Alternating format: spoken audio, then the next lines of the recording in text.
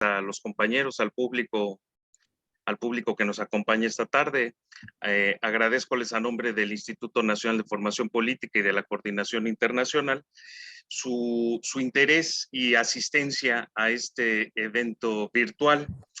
Tal como anticipa la invitación que les hicimos llegar esta tarde-noche para algunos, tenemos la muy grata distinción de anfitrionar la presentación del libro que lleva por título el sufragio extraterritorial de las y los mexicanos, participación, preferencias políticas y tipología del voto a distancia, cuyo autor, el doctor Víctor Alejandro Espinosa Valle, se encuentra acá entre nosotros, extiéndole un saludo cordial. En breve le vamos a escuchar.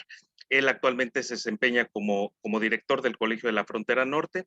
Además le acompaña un muy notable panel conformado por la distinguida profesora y periodista Guadalupe Correa Cabrera y el compañero presidente del Instituto Nacional de Formación Política, nuestro querido Rafael Barajas Fisgón. Bien, este libro, por cierto, fue coeditado por el Centro de Estudios México-Estados Unidos de la Universidad de California, Campus San Diego, y el Instituto Nacional Electoral, y apenas publicado muy recientemente en 2021. No pienso entrar en el análisis detallado de los contenidos del libro, eso se los dejamos a los compañeros, pero a modo de introducción, les cuento muy brevemente que el autor básicamente analiza la experiencia del voto de las y los mexicanos que residen fuera del país, anclando temporalmente el análisis en el periodo 2006-2019, es decir, desde la puesta en marcha del ejercicio en la elección presidencial del 2006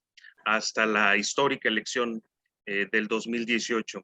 Es decir, contemplando separadamente la totalidad de los procesos electorales estatales y federales que aborda, el trabajo presenta el resultado de alrededor de 150 elecciones, que son suficientes para arrancar un conjunto de conjeturas, conclusiones muy sólidamente fundadas.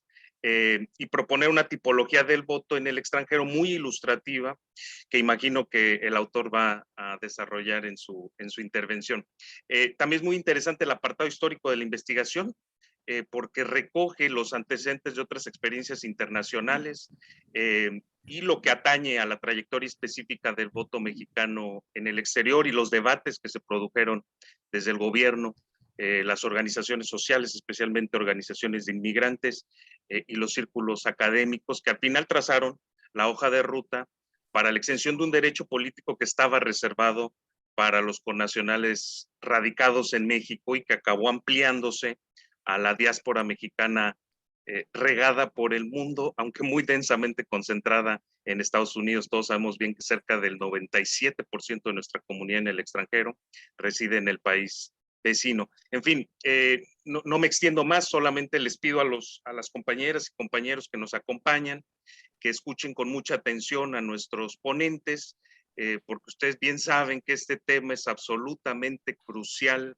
para nuestra agenda de la coordinación y de las organizaciones con las que caminamos, porque estamos en la antesala de la discusión de la reforma electoral y porque uno de los problemas que más aquejan a nuestros paisanos y paisanas es el de las dificultades que enfrentan al tratar de ejercer su derecho al voto, que es el derecho político más elemental de cualquier democracia que se presuma mínimamente republicana. Así que sin más preámbulo, cédole la palabra al compañero presidente del instituto, Rafael Barajas, para que nos provea unas palabras introductorias. Les cuento al final de las intervenciones y si el tiempo lo permite, abrimos el micrófono para una ronda de preguntas y respuestas. Adelante, Rafael. Bueno, pues muchísimas gracias, Víctor Alejandro, muchísimas gracias por invitarme, muchísimas gracias al Colegio de la Frontera, muchísimas gracias a nuestra adorada Guadalupe, que la verdad es un gusto siempre trabajar con ella y es un gusto debatir y discutir con ella. Bueno, estamos tratando el tema del voto, del sufragio extraterritorial de las y los mexicanos. es un tema que ha ido adquiriendo importancia cada vez mayor en las últimas elecciones. Y esto se debe, sin lugar a dudas, al peso que tienen hoy en nuestro planeta el proceso de las migraciones. Sin lugar a dudas, el tema migratorio se ha acelerado en las últimas décadas y esto se debe claramente a la implantación de un modelo económico en todo el planeta. En todo el planeta, el modelo de libre comercio entró a saco, contribuyó a la destrucción de estados de bienestar, contribuyó a que se le quitaran, impulsó que le quitaran los subsidios a los campesinos, implicó la congelación de salarios en muchas partes, en muchos países, y el modelo en general destruyó economías nacionales que le daban protección y empleo a millones de ciudadanos y destruyó regiones enteras. Entre otras cosas, es un hecho que las empresas multinacionales emprendieron el saqueo de regiones económicas enteras y han destruido ecosistemas, economías locales, y todo esto, por supuesto, lo que ha hecho es fortalecer las economías de los países ricos. Ha habido una transferencia de riqueza histórica de los países del tercer mundo a los llamados países centrales, ¿no? Y por supuesto que el drama que se da es que la gente, si se ve desprotegida, si le quitas toda forma de protección, si le quitas las materias primas, si le quitas las fuentes de trabajo, pues con mucha frecuencia tiene que emigrar en busca de un mejor destino. Y yo estoy convencido de que en la historia, bueno, es un hecho que en la historia reciente nunca había habido tantos refugiados, solicitantes de asilo, inmigrantes económicos como en la era neoliberal. Y voy a dar un dato viejo. Según la Organización de las Naciones Unidas, tan solo en 2013 se registraron más de 232 millones de migrantes internacionales.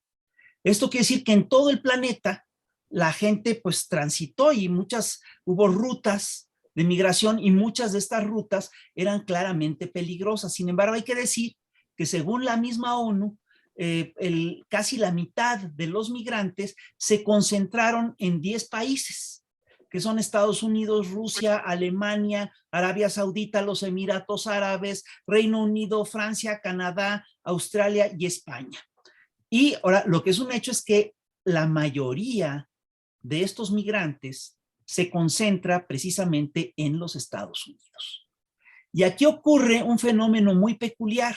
Es como si la gente, es decir, la riqueza se va, haz de cuenta, de Michoacán, es decir, en San Luis Potosí o donde quieras, agarran un pedazo de montaña, lo convierten en mineral de plata, lo transfieren en contenedores a Canadá, y pues la verdad es que la gente se va a donde encuentra trabajo, y finalmente donde encuentra trabajo es a donde se fue su riqueza. Es como si dijéramos, es como si la gente fuera persiguiendo su riqueza. Ahora, es muy curioso porque las migraciones, este tipo de migraciones, no solamente cambian a los países de origen, sino que también provocan cambios importantes en los países de destino. Y es curioso porque en general los grupos conservadores buscan que estos países sean, si no quieren ser trastocados en su vida cotidiana, ¿no? Y sin embargo, estas migraciones obviamente generan cambios importantes en estas naciones. Estados Unidos había sido históricamente una nación de recepción que recibía migrantes.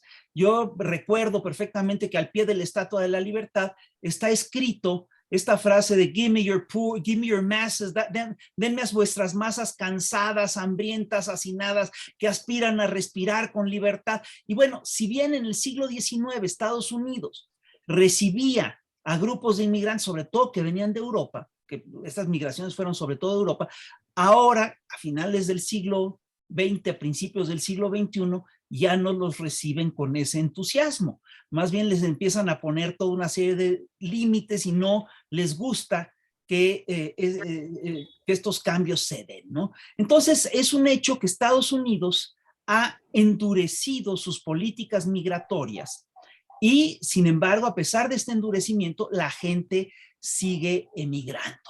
Se calculaba en 2014 que en Estados Unidos vivían 11 millones de indocumentados mexicanos, ahorita son muchos más, entiendo que son cerca de 30 y tantos, bueno, es decir, bueno, perdón, hay cerca de, son como 12 y cacho, entiendo que son 35 millones de mexicanos de primera o segunda generación, es un mundo, es un país entero el que tenemos ahí, y es curioso porque estas migraciones se plantean problemas muy serios. Por ejemplo, se calcula que en unos cuantos años la mayoría en Francia va a ser musulmana.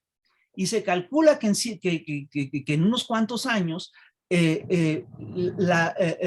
decir, los latinos van a ser la primera minoría de los Estados Unidos. Y pues esto, por supuesto, ha generado un conflicto muy serio por parte de los sectores conservadores de estos países. Y, por supuesto, una de las cosas que tenemos que ver es que tenemos que hacer que este proceso migratorio no se vea estrictamente como un fenómeno económico, sino que se entienda como un fenómeno humano, como un proceso humano y como un fenómeno, como un problema de derechos humanos. Y entre todos estos procesos importan muchísimo, por supuesto, los derechos políticos. Importa muchísimo, por supuesto, que los mexicanos en Estados Unidos adquieran derechos políticos, pero también importa muchísimo que los mexicanos no pierdan sus derechos políticos mexicanos. Entonces, en ese sentido, pues la verdad yo sí saludo con mucha emoción la llegada de esta investigación de Víctor Alejandro Espinosa, ¿no?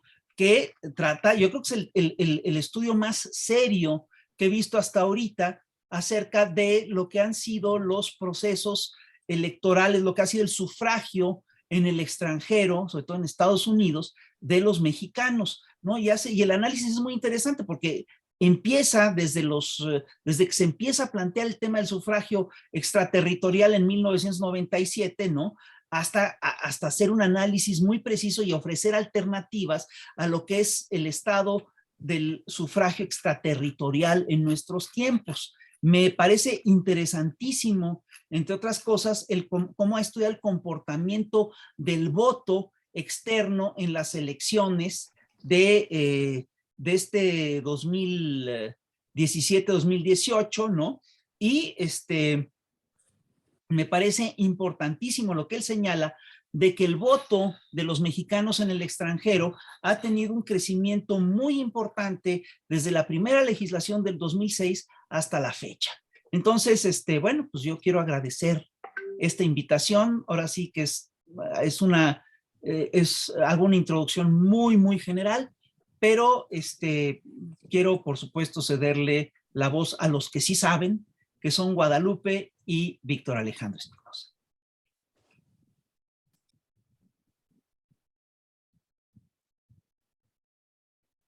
Muchas gracias. Empiezo, ¿no? Adelante, Víctor. Adelante, por favor. Muchas gracias por la oportunidad de presentar a través del Instituto Nacional de Formación Política de Morena este trabajo.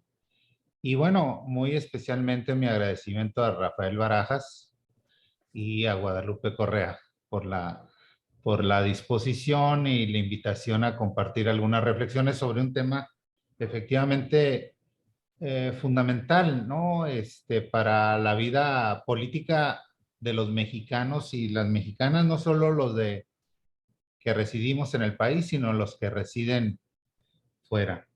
Como sabemos, y señalaba algunos datos Rafael, la diáspora mexicana es de las más importantes del mundo occidental, ¿no? Hay una danza de las cifras, ¿no? En torno a los mexicanos en el extranjero y efectivamente prácticamente el 98% de los paisanos se calcula viven en Estados Unidos. Y en Estados Unidos, por ejemplo, se habla de aproximadamente entre 33 y 35 millones de mexicanos de origen. La mayoría ya nacidos en Estados Unidos, 22 millones, y aproximadamente 12 millones de nacidos en México. Entre estos nacidos en México, pues tienen diversos estatus migratorio, y es muy importante para la forma en cómo se insertan en la sociedad norteamericana. Aproximadamente de estos 12 millones, 2 millones son naturalizados, es decir, ya poseen la doble nacionalidad, son también ciudadanos norteamericanos. Casi 4 millones son residentes o green card, que les llaman, que es un estatus previo a la ciudadanía. Y cerca de 6 millones de indocumentados. Entonces, la mayor cifra, pues sí, sigue siendo de indocumentados, con todas las consecuencias del estatus migratorio para su desenvolvimiento y las oportunidades en una sociedad como la norteamericana. Este es un contexto, creo yo, fundamental para entender la importancia del sufragio extraterritorial, porque al lado de otras migrantes, otros ciudadanos de origen latinoamericano que residen en el extranjero, pues la nuestra es de la más grande de las diásporas en Estados Unidos, ¿no? Comparada con colombianos o brasileños o chilenos, que también tienen el voto desde el exterior, ¿no? Argentinos. Pero bueno, yo lo que traté de hacer en este libro, los dos objetivos principales fueron, por un lado, sistematizar toda la información que hasta el momento se tenía sobre las experiencias del voto desde el extranjero de los mexicanos, por un lado, y por el otro, tratar de intentar una tipología del voto migrante, del voto desde el extranjero. Porque hasta ese momento yo no conozco otro trabajo que pretenda esto, ¿no? Generar una tipología. Y lo que encontramos, no solo sobre el voto, sino sobre la cultura política de los paisanos en Estados Unidos, es que carecemos de mucha información acerca de lo que es esta comunidad, de las diferencias al interior. Para mí, por ejemplo, es fundamental las diferencias de estatus, ¿no? Respecto a su vida política y pública, por ejemplo, sus oportunidades en un país como Estados Unidos. Y en términos de la sistematización de la información, también lo decía Rafael, es un fenómeno de los fenómenos emergentes más dinámicos que tenemos. Si uno compara con otro tipo de fenómenos políticos, no va a encontrar la multiplicación de casos que implica, que ha sido desde el 2006, que es la primera experiencia, hasta el día de hoy. Yo hice el corte de 2019 porque pues tenía que cortar en algún momento, ¿no? Además, cuando corté, pues en 2019 habían sido las últimas experiencias, y hasta ese momento teníamos registradas 26 experiencias del voto de los mexicanos en el extranjero. Es decir, comúnmente cuando hablamos del tema se refiere uno a las 3 experiencias presidenciales, 2006, 12 y 18. Y se nos olvida, por ejemplo, que aparte de esas 3 experiencias presidenciales, pues hay una experiencia de voto por senadores en 2018 y hay una serie de elecciones en 20 entidades del país, ¿no? Además de 3 experiencias de voto por diputados, 2 de representación proporcional, o hasta ese momento una en Jalisco para diputados de representación proporcional, una en Chiapas 2 en Chiapas, pero la segunda fue en 2015 fallida y fue el origen de que se suspendiera el voto por internet porque hubo un gran fraude cibernético, ¿no? El candidato a la diputación por el Partido Verde, pues le salieron más votantes que el listado nominal, ¿no? Casualmente, esas cosas que suceden. Y entonces se suspende porque era voto por internet. Y la última, pues, es el voto chilango del diputado migrante en la Ciudad de México, ¿no? Que tuvo lugar en 2021. Entonces, hasta ese momento eran 26 elecciones desde el exterior, pero ¿qué creen? Del momento del corte, de 2019 para acá, ya hubo otras 15 elecciones. En 2021 hubo 9 de gobernadores, 2 de diputados en Jalisco y la del voto chilango, el diputado migrante. Y en esta elección hubo 4 elecciones en 2022 de gobernador. De manera que estamos hablando en tan poco tiempo de 41 experiencias, lo cual creo yo no tiene comparación con otros procesos electorales. En tan poco tiempo, 41 elecciones. Insisto, lo que se refiere casi siempre es al voto presidencial, pero en los estados están ocurriendo, más de la mitad de los estados ya tienen elección desde el exterior. Y esto sigue avanzando porque los derechos políticos son progresivos, ¿no? No hay marcha atrás.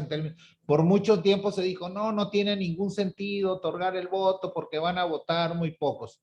Hay que decirlo, en ninguna de las experiencias internacionales el voto desde el extranjero es masivo. O sea, es un voto magro, etcétera. Y esta es una anécdota bien interesante. En México se retrasó muchísimo a pesar de las iniciativas que hubo por el voto en el extranjero, porque se pensaba por el partido hegemónico hasta ese momento, el PRI, que los paisanos iban a determinar la elección, que podían en una situación de mucha competencia determinar el voto, quién gobernaría a México. Entonces, lo fueron retrasando, y a pesar que en 1996 se abrió la puerta al voto desde el exterior, con la reforma constitucional del 96 que permitió a los mexicanos votar fuera de su distrito. Eso abrió la puerta, ya no había trabas, entonces si puedes votar fuera de tu distrito, puedes votar desde el exterior. Eso fue en 96 y hasta 2005 se aprobó. Y se aprobó al cuarto para las 12 ya para empezar el proceso electoral. Y se dijo, bueno, faltan 9 meses para la elección, la única posibilidad de que se instrumente es el voto postal, ¿no? Y entonces la primera experiencia del voto fue a través del voto por correo, que pues se le han señalado con justa razón pues muchas limitaciones y dificultades, empezando porque teníamos un sistema de correo, digamos, ¿no? De envíos postales, pues realmente deficiente, ¿no? O sea, decían, si mandan un voto puede llegar dentro de 10 años, ¿no? Y bueno, aún así se instrumentó porque era la única modalidad. Es muy interesante cuando los entretelones políticos de la reforma electoral de 2006, porque los líderes históricos, los que estuvieron reivindicando este derecho, se vieron ante la posibilidad de o aceptaban una reforma muy limitada o no se daba el voto de los mexicanos y dijeron, vamos a hacerlo gradualista.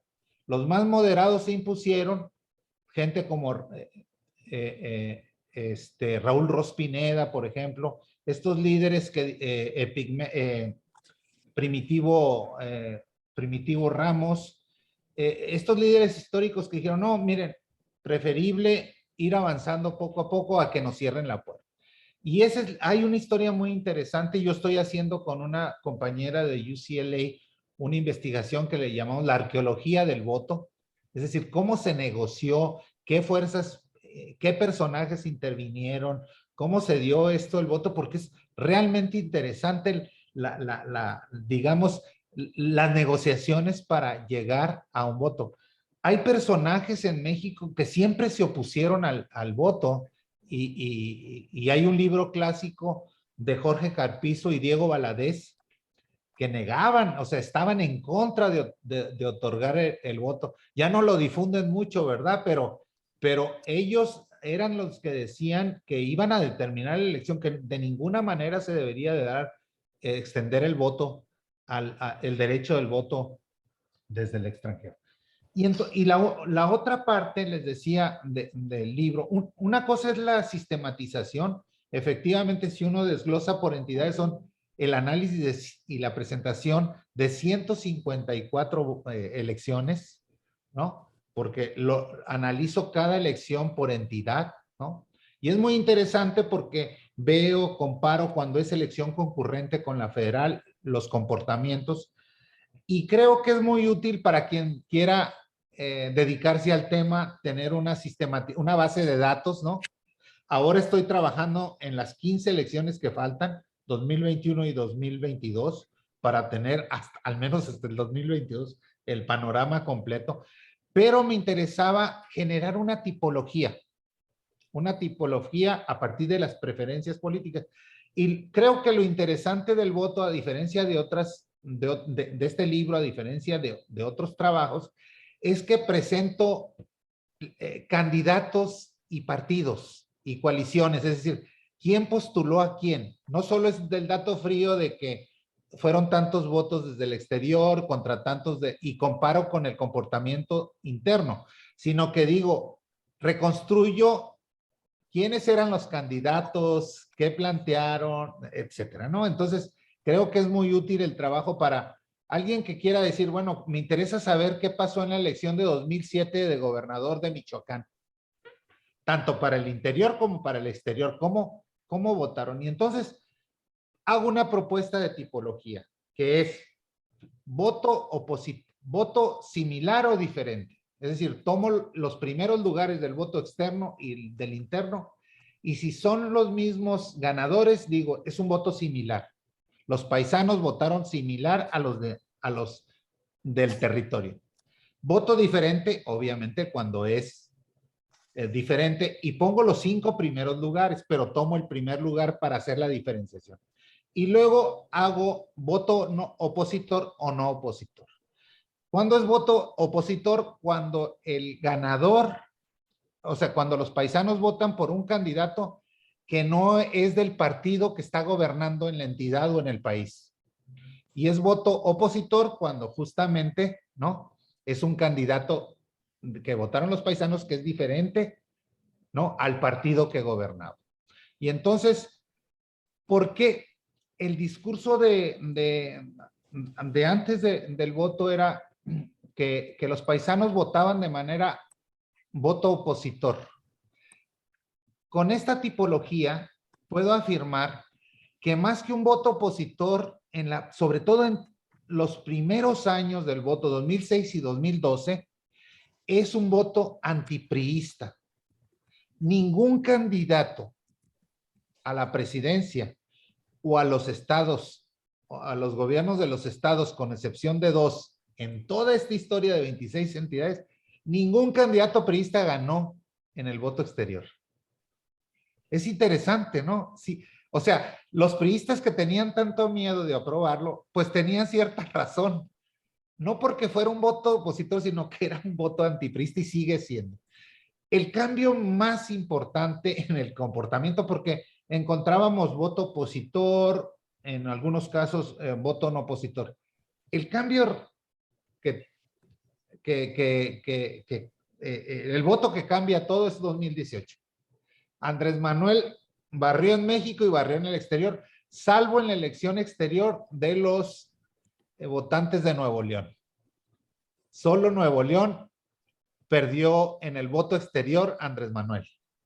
Es interesante también, ¿no? Y así les ha ido a los de Nuevo León, ¿no? Pero es muy interesante porque es un comportamiento totalmente atípico de lo que habíamos venido. O sea, fue un voto interno y externo masivo por Andrés Manuel López Obrador. Entonces, Esto es lo que presento, una sistematización. También presento en la primera parte, pues toda la historia de las reformas. Hay que decir dos cosas. En 2006 se votó con la modalidad del voto postal y en la reforma de 2014 se incluyó la posibilidad, otras dos modalidades. El voto postal, el voto depositando la boleta en consulados y embajadas, ¿sí? Y el voto por internet. Se abrió la posibilidad. No se instrumentó en 2018 porque se dijo que no estaban los sistemas probados, etcétera, pero a partir de 2021 las elecciones desde el exterior son básicas, conservan las modalidades, pero se puede votar por internet. Y otro de los cambios fundamentales que había sido una demanda permanente de los líderes del movimiento migrantes era la credencialización en el exterior. A partir de la reforma del 2014 se permite, y eso ha cambiado bastante los números del comportamiento del voto desde el exterior. Al menos hay un salto entre la elección de 2012 y la del 18 en términos de la conformación del listado nominal. Se duplica el listado nominal. De 94,000 pasa a 181,000 registros para votar desde el exterior, ¿no?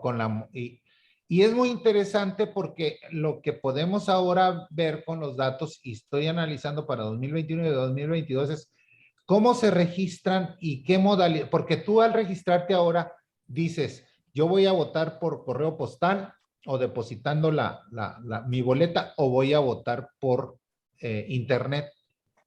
Y entonces puedes tener la diferenciación. Efectivamente, hay entidades con comportamientos muy llamativos. Por ejemplo, Michoacán. Los michoacanos fueron los únicos que prefirieron seguir votando de manera tradicional por correo postal. Mayoritariamente se inscribieron y los chilangos, que no es peyorativo, así, incluso el sitio así se llama, Voto Chilango, que es parte de la estrategia de comunicación para llamar al voto, ¿no?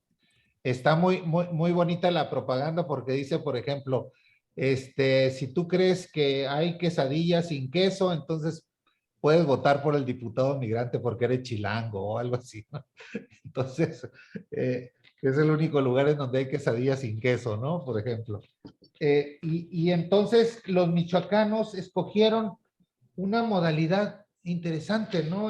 Habría que estudiar por qué decidieron seguir votando de manera tradicional.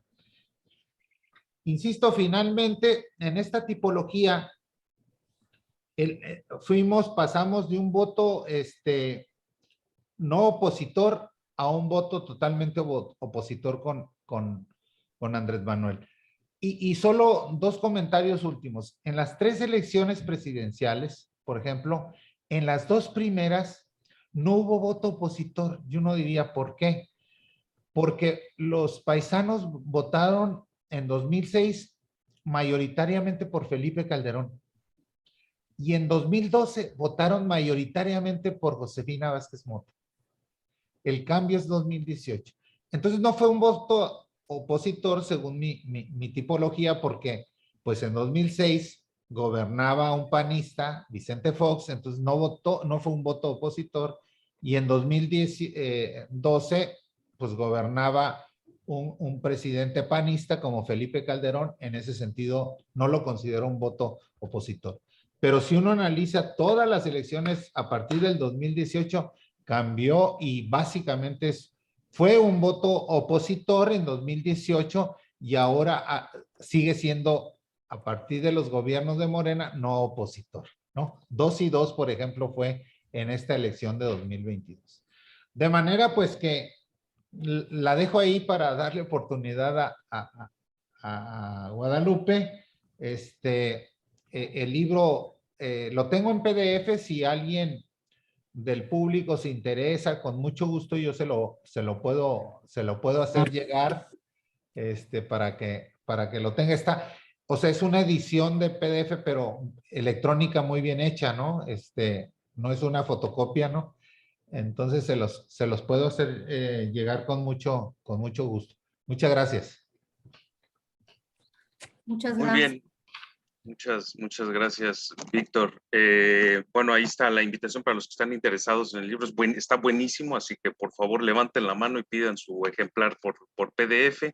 Ahora le cedo instituto. sí. Ahora le cedo la palabra a la doctora Guadalupe Correa Cabrera. Quienes no la conocen, ella es doctora en ciencias políticas de la New School for Social Research de Nueva York, es profesora asociada de la George Mason University y se especializa en temas de investigación tales como estudios fronterizos, relaciones México-Estados Unidos, migración, trata de personas, crimen organizado, es por lo que más se le conoce sus trabajos periodísticos, seguridad y energía. Adelante, compañera Guadalupe, te cedo la palabra. Muchísimas gracias, es un placer estar con ustedes. La verdad, les agradezco mucho que hayan apoyado esta iniciativa, al Instituto de Formación Política de Morena, a todos ustedes, a Oscar Lemos, gracias a Arsinoe Orihuela, y bueno, claro que al querido y admirado Rafael Barajas, el Fisgón. También pues tuve la oportunidad de reunirme con el relativamente nuevo presidente del Colegio de la Frontera Norte, el doctor Víctor Alejandro Espinosa. Me dio mucho gusto conocerlo en la ciudad de Tijuana. Ya conocía sus trabajos, ya lo conocía de nombre, pero tuve la oportunidad de conocerlo hace alrededor de un mes allá en Tijuana y tuvimos la oportunidad de hablar de la importancia de este tema, del cual ya también había tenido la oportunidad de hablar con Rafael, ¿no? Lo importante que son estos mexicanos que envían dinero a nuestro país, que son parte muy relevante de nuestra economía, de nuestra sociedad, son una parte fundamental de nuestro país, ¿no? Y la oportunidad que se les ha dado a lo largo de todos estos años de decidir en los procesos políticos más importantes, de tener representación en México, es un avance, pero también es un derecho que se les negó por mucho tiempo y ahora se está extendiendo. Es importantísimo entender este tipo de números que nos hizo saber el doctor Víctor Alejandro Espinosa, que es muy importante cuántos mexicanos en el extranjero, no en el extranjero, cuántos mexicanos en los Estados Unidos existen hoy por hoy. El 10.8% de la población estadounidense son mexicanos, 36 millones de habitantes en los Estados Unidos. Se concentran en las ciudades, en los estados más bien, más importantes, más ricos de la Unión Americana. California es el primer estado donde, el estado donde mayor número de mexicanos existen, que están siendo, pues bueno, también están decidiendo sobre el destino del país. Texas, Arizona, Illinois, Colorado, Florida, Washington, Nuevo México y Nevada. Esto en el orden de los principales asentamientos de mexicanos en los Estados Unidos.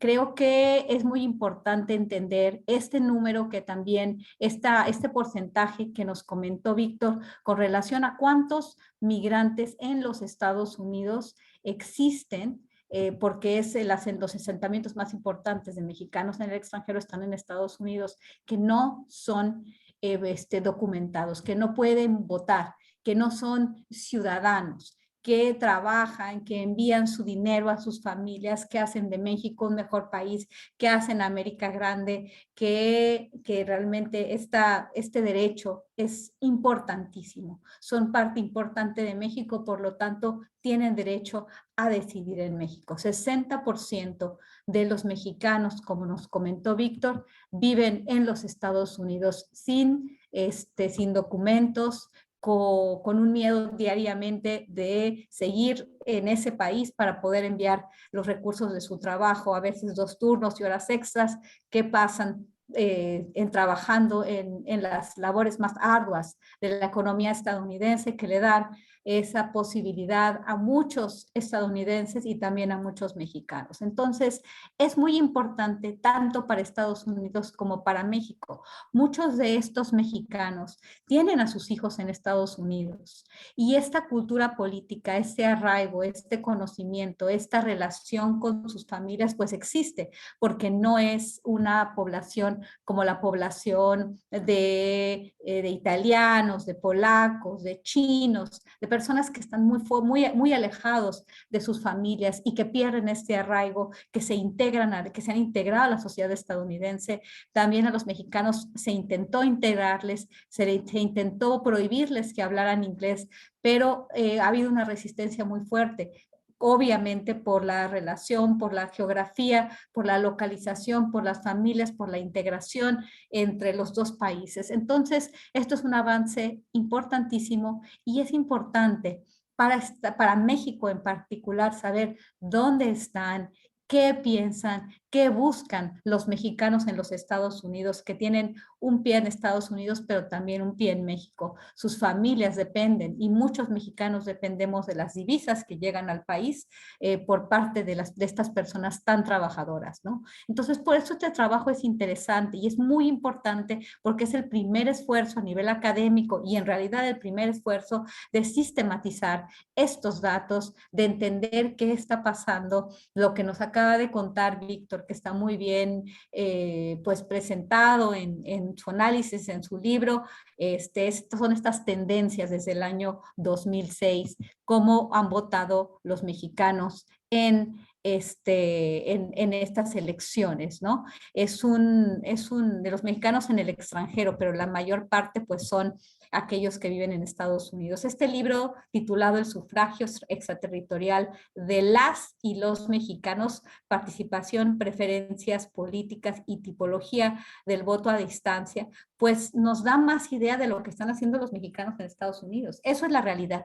Eso es la realidad y no podemos perderlo de vista, ¿no? Nuestros paisanos que están en Estados Unidos tienen una decisión fundamental y en la mayor parte de las ocasiones pues representan la visión de los mexicanos, como nos dijo Víctor, no siempre, ¿no? Y yo creo que en las elecciones de aquí en adelante, pues va a haber un mayor enfoque en ellos, ¿no? Al principio son más pocos, pero se van extendiendo este esfuerzo y también el conocimiento. Creo que los consulados, el cuerpo diplomático mexicano ha hecho un trabajo extraordinario, reconocer pues también el trabajo del Instituto Nacional Electoral, porque ¿por qué no reconocerlo? Yo voté en el año 2018 desde los Estados Unidos, creo que la organización fue bastante buena. Desafortunadamente la cuestión política ha pues desvirtuado este trabajo de organización, ¿no? Pero el cuerpo diplomático y la organización de estas elecciones pues ha sido bastante importante y va a seguir extendiéndose. Es verdad que existe un grupo de pensadores, un grupo de políticos que piensan que la diáspora no debería decidir, porque la diáspora vive otra realidad. Pero en este caso, en el caso de los mexicanos en el extranjero, en el caso de los mexicanos en los Estados Unidos, que forman la gran mayoría de mexicanos fuera de su país, es fundamental. ¿Por qué? Porque no se les va a reconocer de aquí a que puedan ellos realmente avanzar sus derechos en los Estados Unidos, cuando cada vez es más difícil. Tenemos ahora dos decisiones de la Suprema Corte de los Estados Unidos que pues terminan que acaban con derechos fundamentales para los mismos estadounidenses, reconocen la aportación de armas de forma indiscriminada, de alguna forma, menos limitaciones a la aportación al uso de las armas, y obviamente a nivel federal se desmantela pues esta decisión muy importante de la Suprema Corte que reconoce a nivel federal los derechos para para las mujeres de decidir libremente sobre sus cuerpos, el derecho al aborto, la decisión de Roe v. Wade. Entonces, yo vi, por ejemplo, un tuit que me pareció muy interesante de algunos activistas que han estado buscando pues la consolidación ya a nivel legislativo del DACA, ¿no? De este programa de acción diferida para que los hijos, los migrantes que vinieron que llegaron a los Estados Unidos de niños y que todavía tienen un esquema de alguna forma irregular o que en algún momento durante la administración de Barack Obama se les reconoció se iba a extender de una forma más importante, pero no se pudo. Durante la administración de Donald Trump esto se paró, se llevó para atrás y ahora pues se mantiene, pero hay una fragilidad muy importante. Va a llegar a la Suprema Corte, la configuración de la Suprema Corte en los Estados Unidos, y estoy hablando de Estados Unidos como dije antes porque es el mayor número de migrantes mexicanos está ahí. Y bueno, en estos tweets, en estas opiniones en redes sociales, pues aquellos que han estado luchando para que se reconozca, para que se extienda la posibilidad de estos hombres jóvenes que vivieron toda su vida en Estados Unidos, van a apoyar a este país, que la acción diferida no se reconozca. Yo apoyo que los mexicanos tengan este camino hacia la ciudadanía, que se les da cuentagotas. ¿Por qué? Porque es mucho más fácil para los Estados Unidos tener población indocumentada a quien simplemente se les puede exprimir mientras son jóvenes, y bueno, posteriormente se envía al ICE para que se les deporte, que esa ha sido una constante, ha sido ha sido un proceso de lo cual no se habla y de cual no se sabe qué tan institucional, bueno, qué tan informalizado está, pero parece ser que así es, ¿no? Los migrantes indocumentados que están en Estados Unidos regresan a su país cuando ya no se les considera necesarios, ¿no? Yo he visto en investigación de campo a migrantes deportados y una parte muy importante de ellos pues hicieron toda su vida en los Estados Unidos. Por eso es tan importante que ellos tengan decisión en la vida de México, a la cual tienen un ojo en su país, con sus familias, y bueno, muchos de ellos regresan a México y la vida que ellos tienen ya en sus últimos años es muy difícil, ¿no? Porque llegan, a pesar de todo ese dinero que han dado, llegan pues sin posibilidad. Entonces, creo que el avance en cuestión de los derechos para ejercer su derecho del extranjero es simplemente un inicio, ¿no? Para también reconocerles la capacidad para cuando ellos regresen, porque así funciona el sistema, también de tener otro tipo de posibilidades a nivel económico para poder retirarse de una forma más digna, ¿no? Es muy triste la situación de muchos que dieron sus mejores años a los Estados Unidos y que se les regresa por cualquier cosa, por una pelea, por pasarse un alto, ¿no? Es bien interesante, también sería un tema de investigación, hacer una formalización de cómo de los migrantes que regresan, que los deporta ICE en particular con estas redadas o en las calles, a quienes están regresando, de qué edades están regresando y en qué circunstancias, ¿no? Tenemos también en el caso de Tijuana, y estoy explicando esto porque es importante saber de qué estamos hablando, ¿no? Saber este problema humano de la migración indocumentada, de aquellos hombres que tuvieron un sueño, que vivieron parte de su sueño americano y que ese sueño se volvió pesadilla, ¿no? Que regresan deportados a ciudades como Tijuana y que terminan en los picaderos en una situación muy, muy complicada, ¿no? El reconocerles sus derechos políticos, el estar en la comunicación directa, ¿no? La diáspora mexicana tiene mucho que ver para la vida del país, y el que se reconozca este derecho, el que ellos tengan la posibilidad también de exigir a aquellos que gobiernan su país y este avance de derechos que van más allá del voto, que su dinero pueda pueda finalmente hacerlos que se retiren en su país y que ellos puedan tener acceso a algún otro tipo de beneficios. ¿Por qué? Porque también dieron mucho al país, es muy importante, ¿no? Creo que podríamos hacer también un trabajo de investigación con relación a estos migrantes que votan, por qué votan de cierta forma, ¿no? Ya tenemos este primer esfuerzo muy importante para poner en orden todos estos datos, para sistematizarlos e ir un poco más allá, ver qué es lo que necesitan y dónde terminan estas personas, ¿no? Creo que es un trabajo muy loable, es un libro que vale la pena y como bien lo explicó Víctor, ya tenemos una nueva elección que no se representó en el libro y vendrán muchas más, ¿no? Vendrán muchas más donde muchos más mexicanos van a querer participar y donde esto pues ya ni siquiera es un sueño, ¿no? Sino es una realidad. Y esta representación que tienen ellos, ¿no? El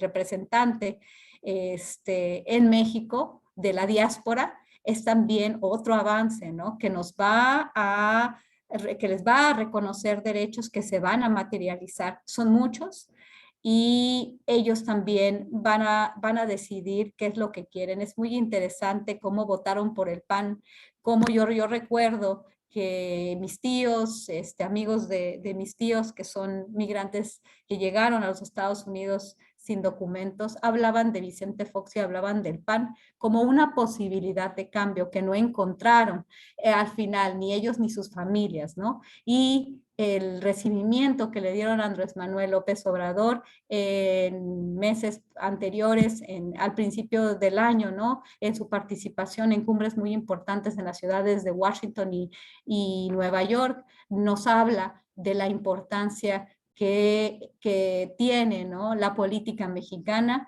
del apoyo que tiene Andrés Manuel López Obrador en relación a la diáspora y de la esperanza que tienen en que Andrés Manuel López Obrador pueda tener también algún papel fundamental en avanzar sus derechos, en darles un camino a la ciudadanía, en reconocer y en ayudar a que se cumpla ese sueño americano y que no vayan a ser regresados como han sido regresados muchos, ¿no? Esa bienvenida que se le dio al presidente Andrés Manuel López Obrador en Nueva York y en Washington es muy importante, ¿no? Y vamos a ver cómo de aquí en adelante quisiera, no sé si vayamos a tener un poco de tiempo de hacer algunas preguntas a Víctor en relación a mí me queda la duda, ¿no? De cuáles son sus pronósticos con relación a la votación de mexicanos en el extranjero, qué es lo que se espera y qué es lo que se espera en relación a avances legislativos y de reconocimiento de derechos políticos de estos mexicanos, ¿no? Y de su comportamiento, qué es lo que él está observando de aquí en adelante. Y muchas gracias por la oportunidad. Creo que estar en este evento y tener la conciencia de la importancia de nuestros paisanos, de lo que son, de lo que nos dan, de la posibilidad que un trabajo tan arduo como el que viven, de una situación tan difícil muchas veces porque no hablan el idioma, porque tienen que estar todo el tiempo en las sombras y no se les va a reconocer ningún derecho por como veo que está llevándose la política hacia los Estados Unidos. En noviembre muy probablemente avance el Partido Republicano con una visión antimigrante, con una visión restrictiva hacia los derechos de los migrantes. No va a haber reforma migratoria comprensiva, pero eso sí, Estados Unidos va a seguir pidiéndole a México que siga regularizando los flujos, y ahí es donde el presidente mexicano puede avanzar para pedir por su gente en los Estados Unidos, esta gente que votó por él, que cree en ese proyecto y que está esperando un apoyo por parte de los votantes en el extranjero y particularmente en Estados Unidos. Entonces, bueno, ya terminando ahí, una felicitación por este trabajo y creo que todavía se viene muchísimo trabajo más. Esto simplemente es un gran inicio de un trabajo y de un análisis que se antoja más complejo. Muchas gracias, Víctor, por habernos acompañado. Muchas gracias, Rafael, por haber aceptado organizar este evento y esperemos que sea pues uno de los primeros de muchos más para entender qué es lo que quieren nuestros paisanos en los Estados Unidos. Muchas gracias. Gracias. Muy bien, muchas gracias, compañera Guadalupe. Básicamente lo que ella hizo fue una contextualización de por qué es importante el voto en el exterior de los mexicanos a partir del análisis que hace el doctor Víctor Alejandro en su texto. Cabe mencionar como un argumento a favor de por qué debe concederse ese derecho al voto de los mexicanos, que en primer lugar es un sector poblacional que fue expulsado de su país justamente porque no hubo un respeto cabal de sus derechos políticos. Uno, dos, una vez que se alojó en Estados Unidos como ejemplo de fraternidad universal que señala el presidente, siguió enviando remesas a México y sosteniendo económicamente al país. Hay que recordar que es la principal fuente de ingresos nacional, con alrededor de 50,000 millones de dólares que aportamos a la economía mexicana. De este lado de la frontera, la economía de nuestros paisanos representa o engloba alrededor de 1 billón de dólares, y en términos culturales también somos decisivos, somos definitorios en Estados Unidos. Hay muchas cuestiones, insisto, del orden cultural que ya se asumen como nativos en la Unión Americana, es decir, somos una tremenda potencia económica y cultural, y yo creo que el paso que nos falta dar es el de convertirnos en actores protagonistas políticos. Y en ese sentido, el trabajo del doctor Víctor Alejandro me parece muy valioso, así que ya están compartiendo los compañeros, el público, sus correos electrónicos. Se les va a hacer llegar a esos correos electrónicos el texto, la versión digital en PDF del doctor Víctor Alejandro. Lo que queríamos era, pues, básicamente que el compañero Rafael Barajas nos hiciera una especie de cierre, una reflexión de cierre del panel, y después vamos a abrir el micrófono para las preguntas y respuestas. Solo se les pide a los compañeros para que la mayoría tenga oportunidad de participar, que no se excedan de los 2 minutos por intervención, y con eso cerraríamos el evento. Adelante, compañero Rafael. Bueno, de entrada, de veras, un agradecimiento al contrario al Colegio de la Frontera, a Víctor Alejandro, y un agradecimiento muy especial a nuestra diplomática Guadalupe Correa, que tiende puentes todo el tiempo y que nos ayuda además a conocer gente interesante y que nos pone en camino de conocimiento. Esto lo agradecemos muchísimo. El Colegio de la Frontera le está haciendo honor a su misión, digamos, con este trabajo del doctor Víctor Alejandro Espinosa. Yo creo, sin lugar a dudas, que este era un tema de estudio absolutamente obligado. Nos da cantidad de información sobre lo que son, sobre cómo piensan los mexicanos que residen en Estados Unidos, nos da muchísima información acerca del comportamiento de las votaciones y obviamente la reflexión que yo haría es la siguiente, es decir, en todos estos, todo proceso migratorio implica grandes reacomodos. Y una de las cosas que se están reacomodando en este proceso migratorio es el tema de las narrativas, por supuesto, el tema de la conciencia y del ejercicio de los derechos. Yo estoy convencido de que estamos ante un fenómeno que va a crecer de manera muy importante en los próximos años. Es un hecho, como bien dice Víctor Alejandro, que el voto en el exterior de cualquier país siempre es marginal, siempre es reducido, etcétera. Pero el caso mexicano es una cosa es muy distinto. Estamos hablando de una nación casi entera que ha emigrado. Estamos hablando de un fenómeno masivo, y estamos hablando además de una población que tiene un papel estratégico y que sobre todo tiene un potencial político absolutamente extraordinario. Sin lugar a dudas, la población, los mexicanos en Estados Unidos son un coloso que está desorganizado o dormido, pero es un coloso que está en vías de tomar conciencia.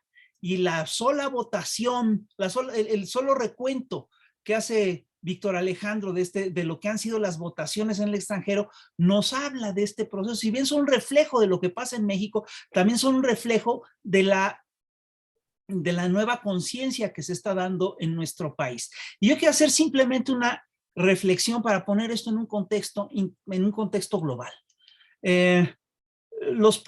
Vivimos un cambio de época, no es una época de cambios, es un cambio epocal, es un cambio de época. Están cambiando las coordenadas del planeta. Si bien durante la era neoliberal los señores del libre comercio dictaron las reglas, dictaron las pausas de cómo se tenía que pensar, de cómo se tenía que gobernar, esto ya empieza, el modelo entró en crisis y esto ya no empieza a ser así. Sin lugar a dudas, los procesos de cambio radicales son sumamente contagiosos. Si nosotros revisamos la resistencia al modelo neoliberal en América Latina, veremos que empezó en México de manera muy tímida con el cardenismo. Bueno, tímida y no, porque de hecho ganamos la elección en el 88, pero nos pudieron hacer el fraude y fue hasta 1998 cuando lo de Cárdenas fue en 1886, perdón, fue en 1998 cuando se dio la primera administración, cuando llegó el primer gobierno de salvación no neoliberal en América Latina. Fue el caso de Venezuela, que inmediatamente contagió a Argentina, contagió a Brasil, contagió a Ecuador, contagió a Paraguay, y este proceso de cambio, esta primera oleada de gobiernos revolucionarios fue detenida justamente en 2006 en México, y también fue detenida en Honduras, acabó en 2008, pero se reactiva de manera muy interesante en el 2018 con Andrés Manuel López Obrador, y hemos visto cómo el caso mexicano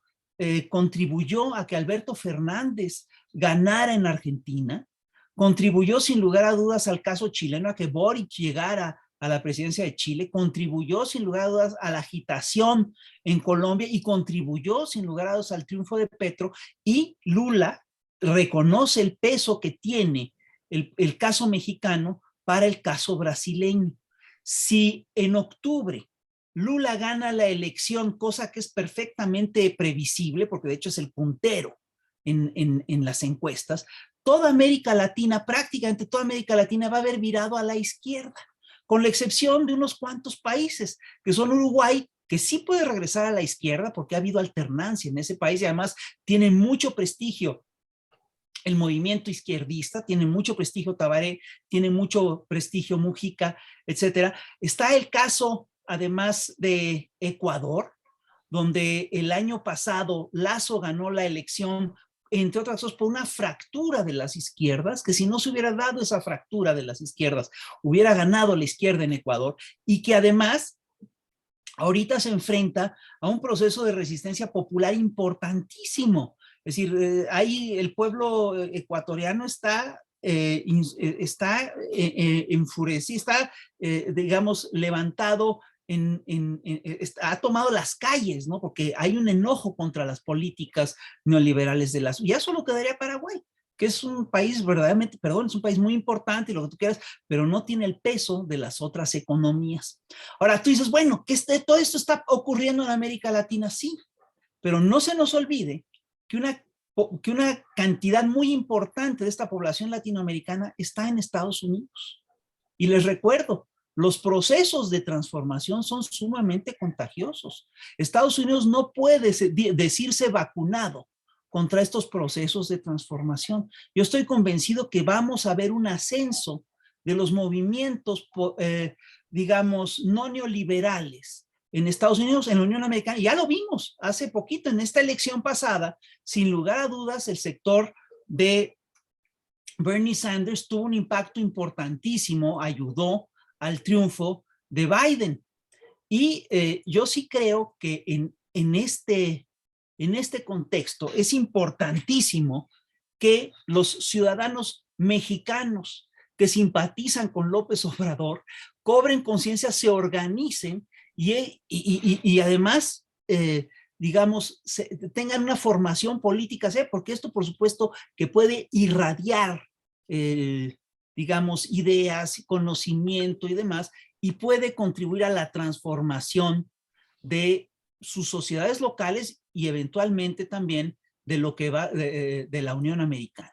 Entonces, la verdad, me parece importantísimo este libro. Yo aquí es donde te tendría que haber pedido, Víctor Alejandro, que nos prestes el libro para el instituto, porque lo vamos a trabajar. Yo quiero decirles que esto me siento como en el final de la película Casablanca. Quiero decir que este es el inicio de una muy bella amistad. Es el inicio de una larga relación. Estoy convencido de que el Instituto Nacional de Formación Política, el equipo que aquí tenemos de formación política, que no es por nada, pero es un equipo de primer orden, está Lina Duarte, que no está aquí con nosotros, pero está Diana Torres, está Oscar Lemos, está Rodrigo Guillot, está por supuesto Arcí Noé. Es un equipo de muy alto nivel y queremos trabajar con ustedes. Y queremos además trabajar con ustedes y que este trabajo tenga repercusiones en la frontera norte y en los Estados Unidos. Y esto es todo lo que quisiera decir. Muchísimas gracias.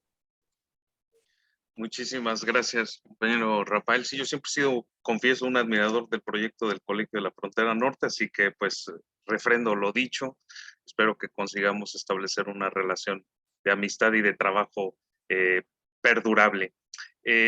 Vamos a pasar a la ronda de preguntas y respuestas. Ya tenemos algunas manos levantadas. Solo quiero comentar antes de cederle la palabra que el compañero Rafael tiene toda la razón.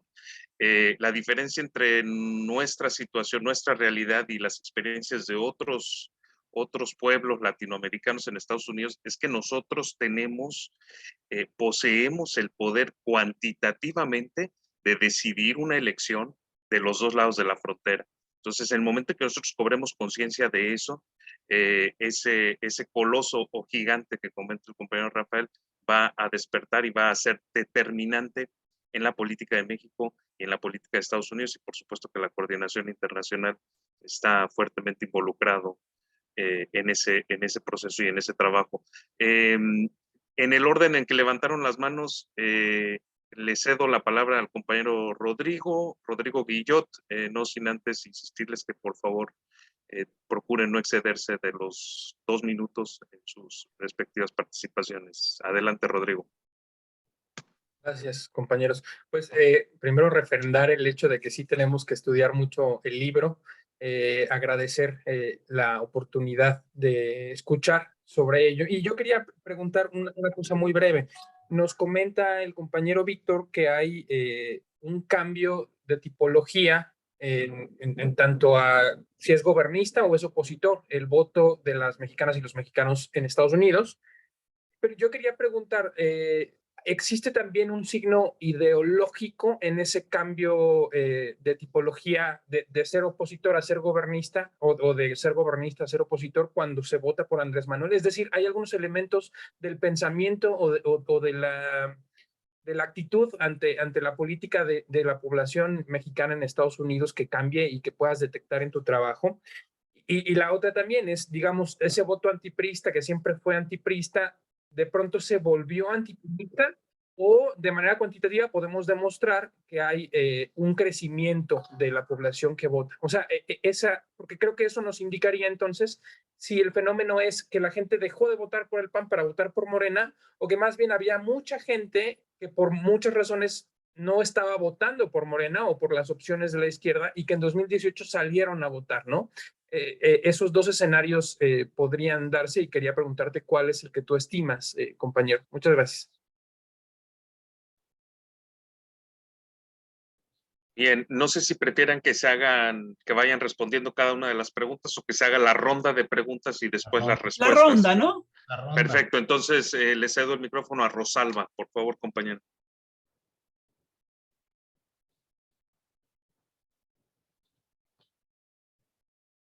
Rosalba, ¿nos escuchas? Sí, muchas gracias por darme la palabra. Pues gracias también por esta exposición. Voy a darle una lectura al libro. Les quería comentar que bien mencionaba el compañero Rafael Barajas la importancia que, que va a tener y que tendrá la participación política de los mexicanos en el exterior. En ese sentido, me gustaría mencionar que para que esa participación política llegue a ser una realidad, necesitamos establecer políticas y tomar medidas para que sea efectiva. ¿A qué me refiero? Acaba de salir la convocatoria para las asambleas, para renovación del Comité de Morena, y me doy cuenta que en la convocatoria establece que se va a hacer la asamblea el 15 y 16, 2 días antes, 15 y 16 de septiembre en Ciudad de México. Esto de entrada nos deja fuera a todos los simpatizantes de Morena que no tienen situación legal que les permita viajar a México o que por razones económicas no pueden viajar a México. Estamos excluyendo así de tajo a la base de los simpatizantes de Morena.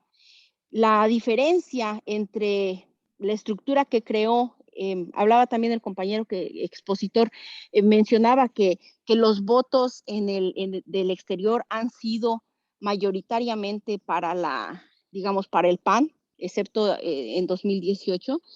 ¿Y eso por qué es? Porque quienes tienen las mayor posibilidades de sacar una cita, superar toda la burocracia que supone sacar el INE, van a ser las personas económicamente más acomodadas, las personas que tienen más facilidades, pero a un trabajador agrícola no va a poder fácilmente perder el día para conseguir una cita para sacar su credencial del INE, no va a tener las condiciones tecnológicas para conseguir una cita primero, después para ir al consulado. Entonces tenemos que hacer fácil la participación de la base de la migración, porque son ellas y ellos quienes están enviando el dinero a las comunidades más lejanas, a las comunidades más olvidadas del país, y principalmente estos grupos, este tipo de población, en este tipo de población vamos a encontrar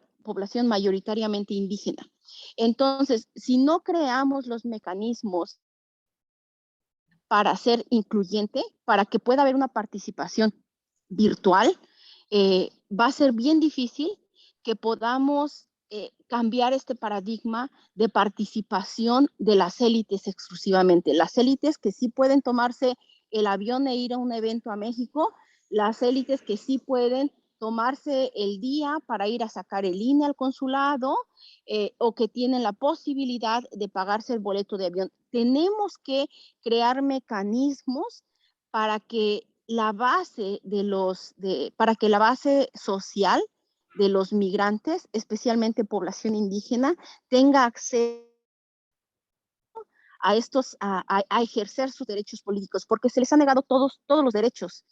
Se les niegan los derechos políticos en Estados Unidos, y México, al no crear mecanismos desde Morena o desde el INE o desde el propio gobierno, si no creamos mecanismos para que puedan tener acceso a la participación, estamos repitiendo el mismo esquema de exclusión y de privilegio de unas élites. Nada más, esa era mi participación. Mi invitación a que creemos más mecanismos de participación virtual, dirigida especialmente a la población que no tiene la posibilidad de viajar por la situación legal en la que vive en Estados Unidos o las condiciones económicas. Ya esa sería toda mi participación. Muchas gracias por escucharme. Yo soy Rosalba de Foro Indígena. Pueden seguirme en Foro Indígena en Twitter o en Facebook y YouTube. Gracias. Muchas gracias, Rosalba. Tenemos otras 4 manos levantadas. El compañero Jorge Mújica, por favor. Muchas gracias. Sí, algunas opiniones y precisiones. Efectivamente, en 1996 nos opusimos a la ley del voto en el exterior porque ya sabíamos que no iba a funcionar. Es decir, cualquiera que hubiera hecho un análisis en 1996 se podía dar cuenta de que lo que se estaba haciendo era frenar el voto de los mexicanos en el exterior, no concederlo. Lo llamábamos el voto mocho, porque era el voto. Yo siempre he dado el ejemplo, ¿no? Mi hijo ya se graduó de la escuela, le compro su coche, pero no le doy las llaves, no lo puede manejar. Ahí está el coche, querías el coche, ahí está el coche, pero no te lo dejo manejar. Y eso sucedió hasta el año 2014, ¿sí? Es decir, durante 20 años prácticamente se impidió y se frenó el voto de los mexicanos en el extranjero. Esa idea de que agarramos lo que haya y después lo mejoramos, se tardó 20 años en mejorar y la mejoría fue tan pequeñita que todavía no podemos ejercer el voto. Entonces sabíamos desde el principio que ese voto no iba a funcionar. Y muchos que en aquel entonces estábamos en el PRD, llamamos a los diputados para pedirles que se opusieran al voto de los mexicanos en el extranjero, a pesar de que llevábamos 10 años pidiéndolo, impulsándolo. Si quieres, Víctor Alejandro, algún día tengo varios cientos de emails y documentos sobre cómo fue toda la batalla del voto en el exterior, porque ahí estuvimos metidísimos. Segundo, importante. Sí. Pueden cortar por ahí, Rosalba, córtate. Gracias. Segundo, para el año 2005, el partido de izquierda más grande de los Estados Unidos era el PRD. No había ninguna formación de izquierda en Estados Unidos más grande que el PRD. Y le entró tal miedo al PRD que nos disolvió prácticamente. Morena creo que está por el mismo camino, no disolviéndonos, pero no formándonos. No hay un esfuerzo real de Morena, como acaba de decir la compañera Rosalba, que el Congreso de Mexicanos en el Exterior de Morena se lleve a cabo en la Ciudad de México, es como decir que el Congreso Estatal de Chihuahua se va a llevar a cabo en Chiapas. ¿Sí? No tiene ningún sentido. Morena no nos está impulsando y no nos está permitiendo. La comunidad latina sí ha avanzado y en términos de izquierda, orgullosamente en la ciudad de Chicago, tenemos el ayuntamiento con más socialistas de todos los Estados Unidos. Tenemos 6 socialistas en el ayuntamiento y 5 de ellos son latinos. Yo creo que esos deben ser indicativos de por dónde anda la comunidad. Pero a final de cuentas el resultado muy interesante, voy a leer el libro con mucha más atención, ya le eché un ojo, pero mucho más interesante es el hecho de que los que tenían el control de la red consular tuvieron el voto. Y eso hay que analizarlo, hay que fijarse por qué se votó por el PAN, por qué se votó por el PRI y quién controlaba las redes consulares.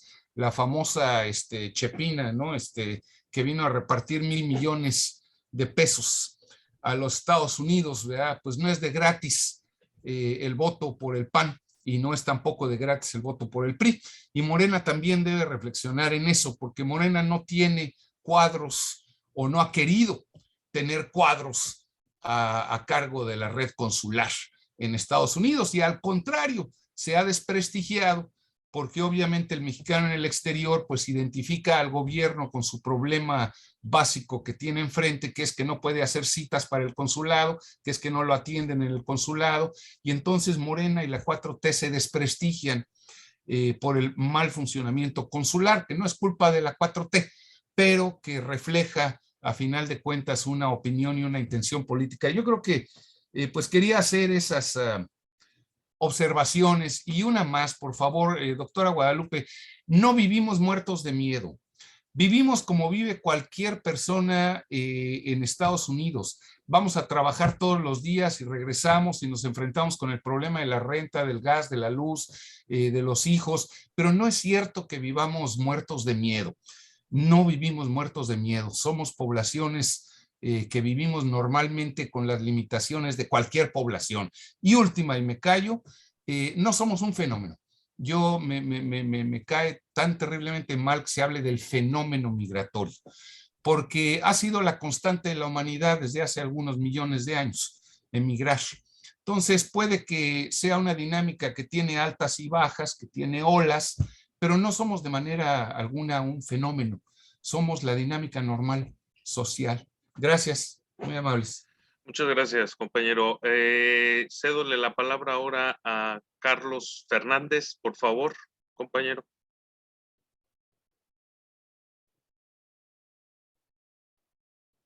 Perdón. Muy buenas tardes a cada uno, tardes, noches. Un abrazo y gracias por este foro. Gracias por la excelente participación de los ponentes. El libro, prometo leerlo. Coincido plenamente con el compañero Jorge Mujica y con la compañera Rosalba. Pues me quitaron las palabras, pero sí tengo algo más que añadir. Lo que se nos permitió en la pasada participación muestra el interés que tenemos incluso sobre el propio país. En primer lugar, los que quisieron votar se rechazó más de la mitad, pero los pocos que les permitieron votar, fuimos al 46%, por encima de la media nacional, que fue entre 30 y 32% en todos los estados. Esto habla del interés real que tenemos nosotros, los migrantes, de participar. Si no se ha dado en una manera masiva, y creo firmemente que en el momento que se abra, nosotros vamos a decir quién es el próximo presidente. O sea, vamos a inclinar la balanza. De eso estoy plenamente seguro. Y nosotros que estamos en el día a día con la comunidad, que somos a ras de suelo, quienes participamos, escuchamos y ayudamos y colaboramos con nuestros conciudadanos, pues nos damos cuenta de eso. Entonces, puntualizo dos cosas también. Morena necesita tomar en serio, pero en serio, la formación de cuadros acá en Estados Unidos. Necesita, si quiere, tener su asamblea en México, pero necesita una aquí, porque yo lo he dicho en otras maneras, ahorita en otras participaciones, ahorita estamos enamorados, amor con amor se paga, pero nos podemos desenamorar. Eso es una realidad. Es cuanto, compañeros. Perfecto, muchas gracias, compañero Carlos Fernández. Tenemos una última participación. Bueno, la compañera Guadalupe levantó la mano. Bueno, después les doy la palabra para que respondan los compañeros del panel. En ese sentido, la última participación es del compañero J. Vega. Compañero, compañera, adelante, por favor.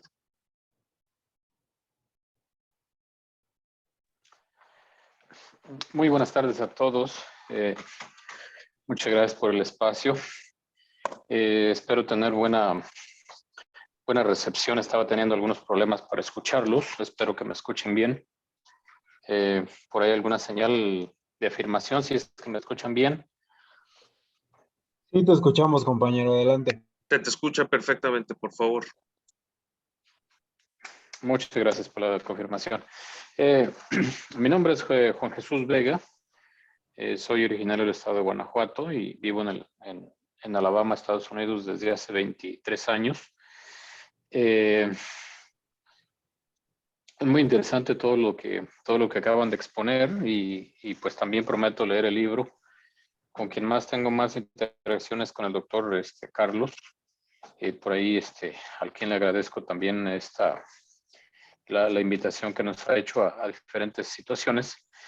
Yo quisiera opinar lo siguiente con respecto al voto en el extranjero, solamente para reforzar lo que decía el doctor Carlos, de que en las diferentes elecciones en las que hemos tenido la oportunidad para registrarnos y ayudar a otros compañeros a registrarlos también, ya lo mencionaba alguien que me antecedió, que bueno, una persona que trabaja en el campo, pues no va a perder un día de trabajar por ir a sacar su INE o simplemente pues no tiene los recursos a veces técnicos para emitir su voto de manera electrónica y se le hace más productivo pues dedicar ese día para ganarse unos dólares que para emitir el voto. Respecto a lo que estaban diciendo, pues esta vez que tratamos de inscribir a las más personas que pudiéramos, en mi caso, para la votación en el estado de Hidalgo, pues el INE nos negó hubo un montón de trabas que nos pusieron para que la gente se pudiera registrar y votar. Bueno, los que pudimos registrarnos, a muchos pues nos negaron ya a la hora de la votación nos negaron el poder votar, y así sucesivamente les puedo enumerar muchas otras cosas que realmente se cae en cierta frustración y hasta en la decepción de cómo están las cosas actualmente. Lo que sí les puedo decir es que los inmigrantes, los que estamos acá de este lado, somos un pueblo politizado, informado, nos estamos informando constantemente. Y como lo dijo el doctor Carlos, estamos muy interesados y dispuestos a seguir ayudando a México, no nada más con las remesas, también con nuestro voto. Hay un movimiento muy interesante de este lado, como nunca antes. Por ahí decían también que por qué el voto se cambió del PAN hacia Morena. Bueno, para los que hemos vivido aquí por más de 20 años, sabemos que lo que queríamos era un cambio. El cambio lo veíamos en el PAN, y pues sabemos históricamente ya sabemos qué fue lo que pasó con Vicente Fox, qué pasó con Calderón. Ahí están los resultados, y hoy lo vemos con Morena. Morena, aunque también pues sabemos los grandes retos que todavía tiene el partido. Y cierro con lo siguiente. Estamos muy interesados en la formación política, así que yo por ahí les solicitaría más información, cómo inscribirnos para los cursos de formación política, y ahí estaremos pendientes. Es cuanto, gracias. Muy bien, muchas gracias, compañero. Me comenta el compañero Rafael Barajas que él tiene que próximamente y tristemente desalojar el foro, así que hay una mano levantada que faltó, que es la de Rosalinda, pero si me permites le cedo la palabra al compañero Rafael y después regresamos con la intervención de la compañera Rosalinda. Adelante. Yo nada más quiero decir, estoy totalmente de acuerdo con lo que están planteando, con las quejas que nos dan acerca de cómo se están haciendo las asambleas. Pues vamos a ver qué se puede hacer. Es decir, realmente el instituto no es la instancia que pueda resolver estas cuestiones, pero vamos a buscar canalizar las dudas y a ver si encontramos una solución. Acerca del tema de la formación política, y aquí directamente le pido a Óscar Lemus que nos ayude a hacer ese puente, que nos ayude a encontrar dónde está el problema y cómo lo podríamos resolver. Y que se los comunique a ustedes, ¿no? Que tome los correos de todos y que se los comunique, ¿no? Luego, acerca del tema de la formación política, pues para eso venimos. Es decir, aquí los compañeros Óscar, Arsinoé, Diana, Rodrigo, están para eso. Es decir, les pedimos por favor que se inscriban. Es decir, entrar a los cursos de formación política en línea del instituto es muy fácil. Métanse a Instituto Nacional de Formación Política Morena y ahí aparecen luego los cursos. Métanse. Esos ya están. Y lo que estamos promoviendo en toda la Unión Americana son cursos específicos. Hay además un círculo de estudios virtual que está funcionando de manera regular.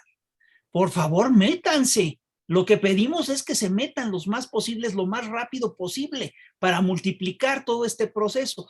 Créanme que te cambia la vida, meterte a estudiar estas cosas, es decir, hablar con los compañeros, el intercambio de ideas, el intercambio de bibliografía, el intercambio de información, te cambia la vida. Entonces, por favor, métanse. Les voy a pedir a Arsinoé, a Óscar, a los compañeros del instituto, que lo pongan aquí en el chat, que pongan las direcciones de cuándo se reúnen, que pongan los vínculos, que les faciliten la vida para que se puedan meter. Entonces, el trabajo ya lo echamos a andar. Lo que pedimos es que nos ayuden a engrosarlo. Y me apena mucho, pero me voy a tener que retirar porque tengo muchísimo que planchar. Muchas gracias, compañero Rafael. Bueno, también la compañera Guadalupe, desafortunadamente nos tiene que dejar. Entonces, le voy a ceder la palabra y ahora sí, después de su intervención, seguimos con la pregunta Yo quería que me intervención de la oyera compañera Guadalupe. Rosalía. Y yo también quería bueno, que me oyeran Fisgón. Y también tengo que planchar, de hecho Bueno, a acabo ver, de lavar la estufa, soy entonces migrante. te cedo la palabra, si puede ser breve, para que la compañera Guadalupe alcance a escuchar tu intervención. Adelante. No me tardo, compañero Rafael, sí todavía está, yo plancho y lavo la estufa y lavo el grill y es bien duro y lo comprendo. Aquí estoy. Uno, el fenómeno migratorio, fenoménico, que tiene que ver con lo evidente, sí, yo lo veo y me encanta que difiera yo con el compañero Mújica, nos respetamos, nos hemos tratado, hay de los dos. La cuestión es que hubo caravanas que no se habían visto y sobre eso le quiero preguntar al compañero del COLEF, ya que el COLEF por tradición se ha dedicado a estudiar por qué las caravanas y por qué no se responsabiliza a este país desde donde me escuchan como trabajadora doméstica, por qué no se responsabiliza de esas caravanas, porque tiene que ver con la caída del neoliberalismo y de la globalización. También yo le pido al compañero del COLEF que ojalá que nos oriente un poco en palabras muy simples, cómo es que la caída del neoliberalismo tiene que ver con estas caravanas y el papel que están jugando las pandillas y la circulación de enervantes y de armas. Bueno, la cuestión del fenómeno evidente sí es importante y sí efectivamente, ahora los migrantes que en un tiempo votaron por el PAN, podrían por acercamiento, simplemente por acercamiento, pensar que Ebrard sería un candidato estratégico porque se ha hablado más de él. Dos, el ciudadano estratégico. La primera vez que se contabilizó a los migrantes tiene que ver con un censo que se hizo porque entonces escribían cartas. Estamos hablando del periodo bracero. Entonces, ahora que se les contabiliza con estas cifras que nos dan y que se abre la posibilidad de la credencialización, yo me conmuevo porque la piel del proceso migratorio está en proceso de descubrirse. Todavía estamos hablando de generalidades, pero hay muchas cuestiones muy interesantes en el hecho de que una persona se credencialice.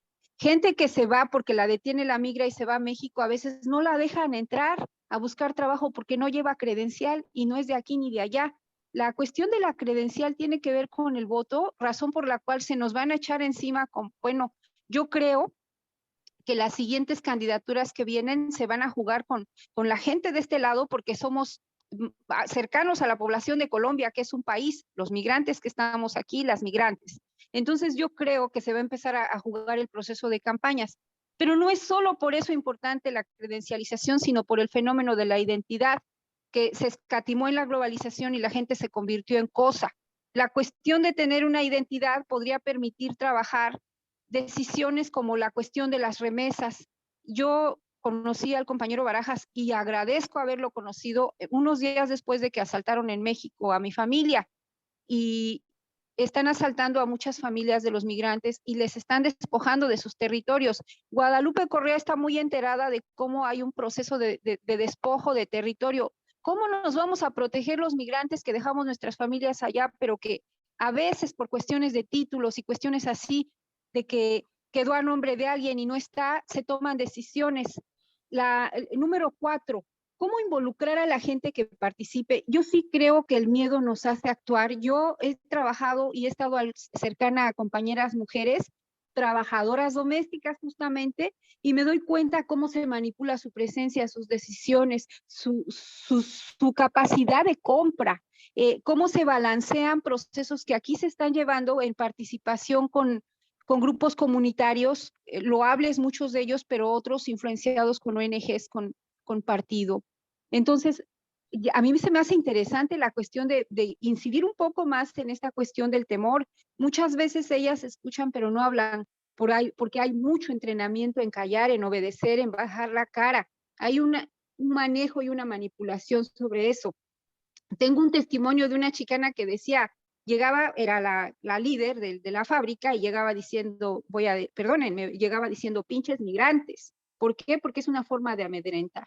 Bueno, les dejo entonces con el incremento de migración desde la perspectiva del COLEF. Te pregunto eso y le digo, El voto en los Estados Unidos de parte de migrantes es muy importante porque, por ejemplo, la consulta ciudadana para enjuiciar a los expresidentes no funcionó, no tuvo tanta gente y hubiera sido tan fácil que los mexicanos que enviamos dinero, y yo lo propuse y bueno, no funcionó, ¿verdad? Hubiésemos dicho, ¿y qué tal si antes de mandarte tu remesita, vas y sales a votar y votas para que se enjuicie a los expresidentes? La consulta de revocación de mandato igual pudo haber sido muy fuerte si se hubiese involucrado a los inmigrantes. Ahora, mi pregunta también para los dos, para la estimada Guadalupe y para el joven investigador del COLEF, es cómo involucramos a una población dividida, llena de temores. Y finalmente, gracias por hacer críticas a Morena. Yo tengo fe en la transformación, pero veo muchos errores en Morena. Muchas gracias. Rosalinda Martínez, California. Muchísimas gracias, compañeros. Voy a hacer yo un repaso de las preguntas, pero no pasemos directamente. Me imagino que ya las registraron los compañeros Víctor, Alejandro y Guadalupe, así que sin más dilatación, acaban de levantar una mano. Les extiendo una disculpa. Tengo que cederle la palabra a los compañeros del panel porque se nos agota el tiempo. No sé quién de los dos quiere empezar, Víctor o Guadalupe. Tenía más prisa. Adelante, Guadalupe, por favor. Pues muchísimas gracias por todos estos comentarios porque son realmente importantes. Rosalinda hizo tantos comentarios importantes. También Jorge, yo no estoy de acuerdo en todos ellos. Precisamente no estoy de acuerdo en los comentarios de Jorge. En primer lugar, porque el hecho de oponerse al voto de los mexicanos en el extranjero, pues es oponerse a una extensión de derechos a los cuales tenemos los mexicanos. Yo también soy migrante, por cierto. Yo también he tenido miedo, aunque yo tengo un doctorado. Si usted no tiene miedo y usted es muy, muy valiente, pues qué bueno, porque yo he tenido miedo en el salón de clases, yo tengo miedo todos los días, porque yo, aunque soy estadounidense ya, me costaron mucho tiempo ser estadounidense y sigo teniendo miedo. Y conozco muchas mujeres que no denuncian abusos, ¿por qué? Porque tienen miedo. Y conozco personas que no denuncian malos tratos porque tienen miedo. Yo lo felicito, señor Jorge, porque usted no tiene miedo. Y también lo felicito porque no quiere hablar de un fenómeno que es un fenómeno que muchas veces tiene que ver con la pobreza, con la violencia. Y por eso la gente se desplaza muchas veces de su territorio. Que buscan una mejor situación. Qué bueno que usted sea pero tan valiente y que usted se haya integrado perfectamente a la comunidad en Estados Unidos. Usted no es como muchos migrantes y como yo misma, que yo también he tenido miedo y que yo también pienso que este es un fenómeno, el fenómeno de las caravanas, el fenómeno de la migración y de las pugnas que existen entre distintas comunidades y de las pugnas que existen entre la sociedad estadounidense blanca y los migrantes que determinan en este momento elecciones a nivel nacional.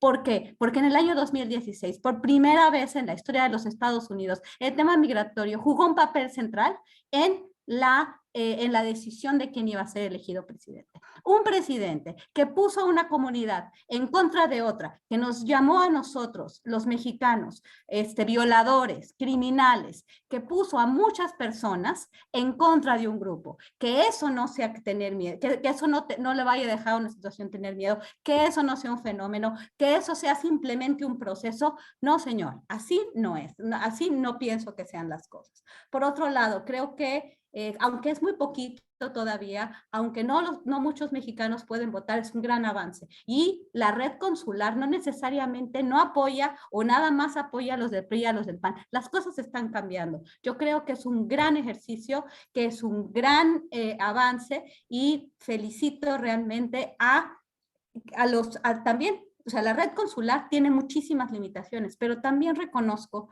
que no es del todo una cosa nefasta. Creo que los consulados, la red consular en Texas, en California, ha avanzado mucho, que no podemos tampoco como que, como que desestimar los avances en este sentido. Yo le agradezco mucho los comentarios, le agradezco mucho los comentarios a Rosalinda, me parecen muy, muy interesantes, que el hecho de que nosotros no necesariamente todos estemos de acuerdo. Algunos comentarios, creo que todos han nutrido mucho la discusión. Entiendo que hay distintos sentimientos, entiendo que hay distintos análisis de la situación de la migración, pero bueno, para eso estamos, y bueno, les agradezco a todos los que han, a todos los que han aportado, y más pues a todos ustedes, pues como yo, estamos en un país en el cual no nacimos, ¿no? Y bueno, muchas gracias por la oportunidad, muchas gracias al CINUE, muchas gracias al Instituto de Formación Política de Morena, muchas gracias, Víctor, y bueno, yo voy a tener que despedirme, pero estoy muy contenta de haber podido participar en este foro. Muchas gracias. Al contrario, muchísimas gracias a ti, Guadalupe. Tú fuiste parte crucial de este ejercicio y de este esfuerzo, así que te agradecemos infinitamente desde el Instituto Nacional de Formación Política y de la Coordinación Internacional. Ya se fue el compañero Rafael Barajas, nos deja la compañera Guadalupe, el compañero Víctor Alejandro, que probablemente ya debe tener una acumulación de ideas y de respuestas a todos los comentarios que escuchó. Desgraciadamente nos quedan alrededor de 10 minutos, habíamos previsto cerrar a las 7 de la noche, horario de México, así que pues te cedo la palabra. Compañero Víctor Alejandro, para que nos des tus reflexiones finales, por favor. Muchas gracias. También agradezco las preguntas, las observaciones que se hacen, no todas relacionadas directamente con el libro, pero es parte de un entendimiento más general necesario. Una de las cosas que creo que hay que están sobre la mesa y es necesario profundizar es hacer más investigación sobre cultura política de la diáspora. Conocemos muy poco en términos de las grandes diferencias que hay. Por ejemplo, no es lo mismo primera, segunda, tercera o cuarta generación, ¿no? Para entender qué piensan, qué quieren, qué demandan, cuál es la jerarquía de sus problemas. No es lo mismo, insisto, una persona de una primera generación que de una cuarta. Por ejemplo, miembros de la cuarta generación que además siguen siendo o tienen la doble ciudadanía, requieren, por ejemplo, para poder votar en elecciones mexicanas, boletas en inglés. O sea, hay cantidad de ciudadanos que tienen derecho al voto porque son ciudadanos mexicanos, aunque sean ciudadanos estadounidenses, que no hablan ya español. Y ese es un reto. Es decir, no podemos ver a la comunidad mexicana como homogénea. Entonces, tenemos que hacer mucha más investigación sobre cultura política para entender la conformación de las comunidades e insisto, sus necesidades, la jerarquía de sus posiciones. Una de las reformas más importantes que tuvo lugar paralelo a abrir la posibilidad del voto de los mexicanos en el exterior fue la ley de no pérdida de la nacionalidad, promulgada en 1997 y que abrió la puerta a la doble ciudadanía. Creo que esa es una de las contribuciones más importantes. Lo que estamos encontrando para el voto de otras diásporas es que los que tienen doble nacionalidad, ¿no? Porque en Estados Unidos no hay nacionalidad y ciudadanía, ¿no? Sería doble ciudadanía.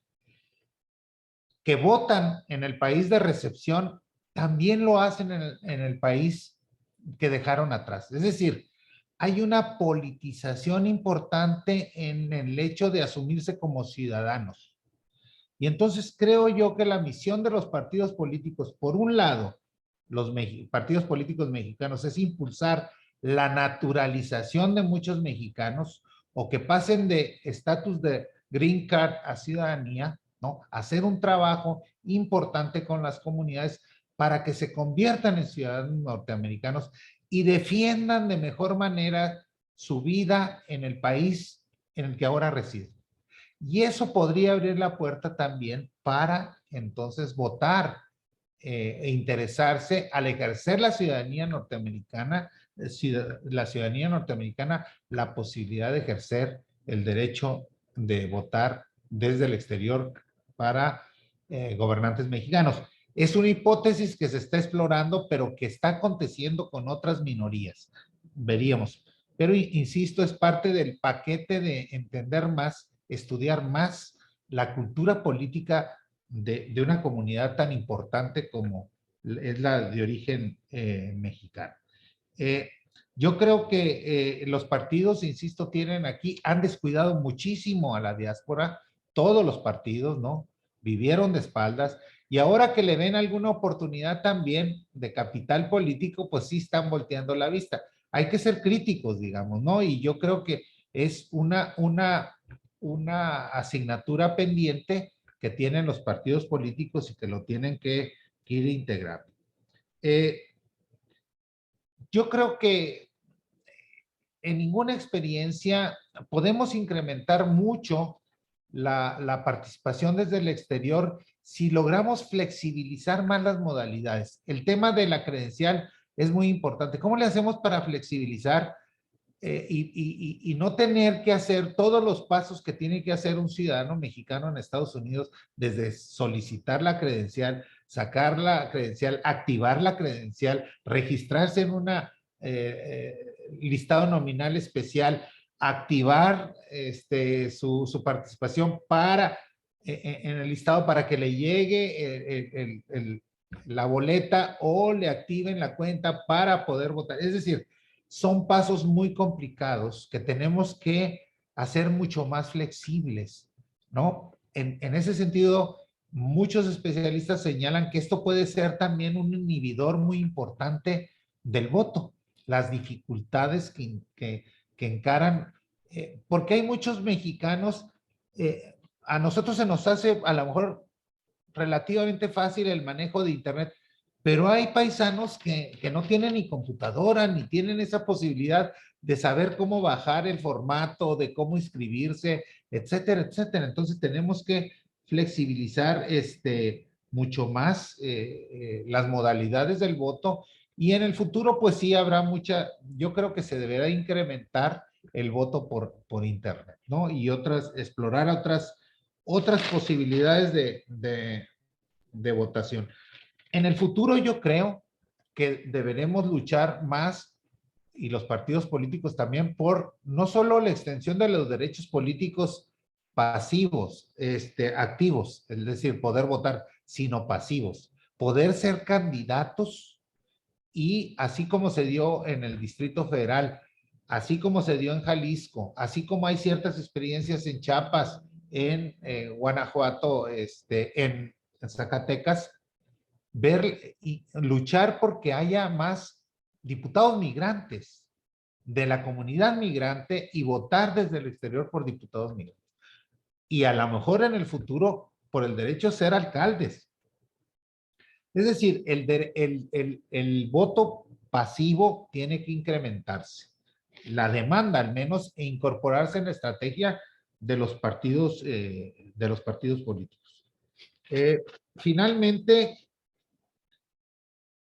yo creo que lo que planteaba Rosalinda, no tengo muchas respuestas porque planteó muchas cosas, ¿no? En términos de algunas dudas, ¿no? Concuerdo con muchas de sus aseveraciones, digamos, ¿no? Hay una situación muy complicada en el tema del tránsito y de la movilidad interna. Vivimos muchas de las explicaciones que tienen que ver con nuestro titubeo frente a la migración de paso hacia Estados Unidos, tiene que ver con una relación de asimetría entre los dos países.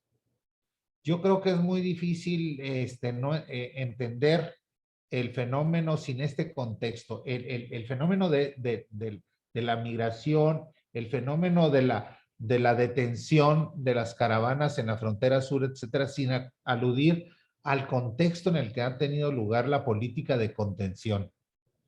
Es decir, vivimos, insisto, una relación asimétrica en donde un enfrentamiento con Estados Unidos en términos de oponerse a muchas de las...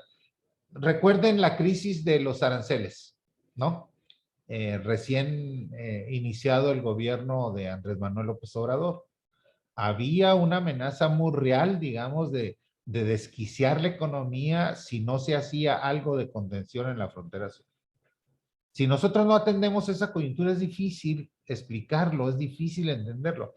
Insisto, los pasos acertados de luchar porque la gente tenga más arraigo en las poblaciones, en una relación como la que vivimos frente a Estados Unidos, me parece correctas en términos de tratar de llegar a acuerdos trilaterales para la inversión en Centroamérica, por ejemplo, y tratar de arraigar. Lo cierto es que también tenemos que tener una política mucho más de protección de los derechos humanos de las caravanas. Estoy totalmente de acuerdo, pero yo no soy funcionario, o sea, lo que trato de explicar es el comportamiento, digamos, a veces errático y para muchos esquizofrénico de esta política que a veces contiene, a veces permite. Pero más bien lo que yo encuentro son explicaciones al por qué está sucediendo esto y que tiene que ver, insisto, con una relación totalmente asimétrica, histórica con Estados Unidos. Yo lo dejaría aquí, también tengo una reunión que ya empezó hace un minuto y agradecería mucho al Instituto Nacional de Formación Política, ¿no? Por la invitación a presentar el libro, a todos los que hicieron preguntas. Así es esto, el diálogo, ¿no? La diferencia. Agradezco yo mucho a Oscar, a Arsinoe por la moderación, ¿no? de este trabajo y muchísimas gracias a todos los que asistieron de manera virtual a este conversatorio. Muchas gracias. Al contrario, muchas gracias a ti.